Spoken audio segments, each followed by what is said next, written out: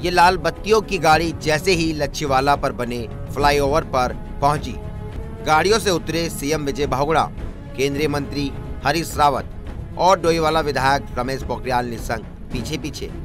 मौका भी था और दस्तूर भी, क्योंकि सालों साल से जिस फ्लाईओवर की जरूरत महसूस हो रही थी उसका लोकार्पण जो हो रहा था। सीएम बहुगुणा सहित केंद्रीय मंत्री हरीश रावत और गणमान्य विधायकों ने पहले पूजा अर्चना की, फिर दोपहर 1:45 पर फ्लाईओवर का लोकार्पण सीएम बहुगुणा ने लाल रिबन काट कर किया, तो साथ में मौजूद थे केंद्रीय मंत्री हरीश रावत और विधायक रमेश पोखरियाल निशंक। रिबन काटते ही ओवरब्रिज पर तालियों की गड़गड़ाहट के बाद बारी आई सीएम बहुगुणा के भाषण की। सीएम बहुगुणा ने जनता को जहां नए साल पर जाम से निजात दिलाकर उनको नए साल की सौगात दी, वहीं डोईवाला सहित आसपास की जनता के लिए कई महत्वपूर्ण घोषणाएं भी की। कुछ एक ही मैंने आप बताया कि और भी फ्लाईओवर्स बनने जा रहे हैं ताकि जो कनेक्टिविटी इम्प्रूव हो। जो हमारे 4 लेनिंग हो रही है दिल्ली से, उसकी भी हम लोग बात किया है। ट्रेन भी जो आती है, हम लोग चाह रहे हैं कि शताब्दी का समय कम हो जाए।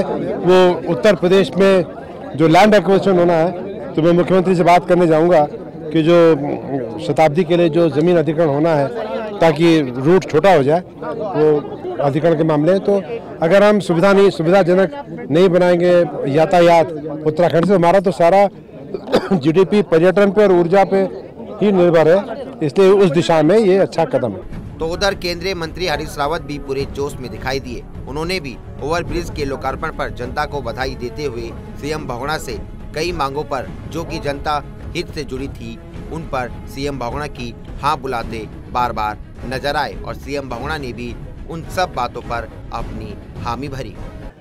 और मैं तो विजय बहुगुणा जी से प्रार्थना करूंगा कि उनको इस लच्छीवाला के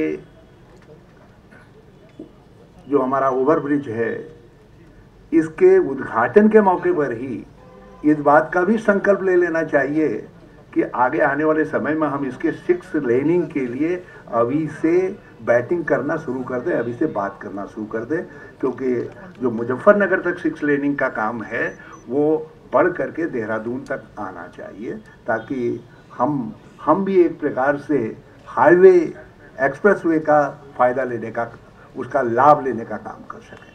सड़कें तरक्की की प्रतीक होती है और उसमें हमको पीछे नहीं रहना है। हमें बहुत मुझे खुशी है कि इसी हाईवे के ऊपर हमारे 3-4 और ओवरब्रिज आने वाले दिनों में विजय बहुगुणा जी के सानिध्य से बनने जा रहे हैं, जिसमें जोगीवाला आदि ये सब सम्मिलित है, ये बनने जा रहे हैं। और उधर हरिपुर कला में ऑलरेडी एक ओवरब्रिज का काम निर्मित हो रहा है, वो चल रहा है। डोईवाला विधायक रमेश पोखरियाल निशंक ने भी शुभकामनाएं देते हुए निशंक बाण चलाते हुए सीएम बहुगुणा से अपने क्षेत्र की समस्याओं का समाधान करने को कहा, क्योंकि मौका अच्छा था, लिहाजा नहीं चुके निशंक। मुझे खुशी है डोईवाला विधानसभा क्षेत्र में इस पुल के बनने से न केवल डोईवाला के लोगों को बल्कि पूरे प्रदेश के और देश के लोगों को इसका लाभ मिलेगा ही है। तो मुख्यमंत्री जी ने कहा है, तब भी हम लगातार कहते रहे कि हमारा जो मैदान था ये लच्छीवाला का, ये पुल में ख़त्म हो गया। तो एक लघु स्टेडियम की उन्होंने अभी घोषणा की है और इस तहसील को, उप तहसील को पूरी तहसील के रूप में विकसित करना। और इस क्षेत्र के मैंने उनसे कहा है कि चाहे हमारा बुल्लावाला इंटर कॉलेज है, दूधली इंटर कॉलेज है, कोटी इंटर कॉलेज है, बहुत बुरी हाल है इन इंटर कॉलेज के भवनों के। इनके भवनों के निर्माण की दिशा में वो उन्होंने आश्वस्त किया है। और जो संपर्क मार्ग हैं, उन्होंने कहा है कि 15 किलोमीटर हम तुरंत स्वीकृत कर रहे हैं। वहीं इस फ्लाईओवर को बनाने में अहम रोल रहा भारत कंस्ट्रक्शन का। भारत कंस्ट्रक्शन के एमडी राजीव गर्ग ने बधाई देते हुए ओवरब्रिज बनाते समय कई दिक्कतों के सामना करने की बात कही, तो भविष्य में सरकार से कई विभिन्न पहलुओं पर सहयोग की मांग भी की।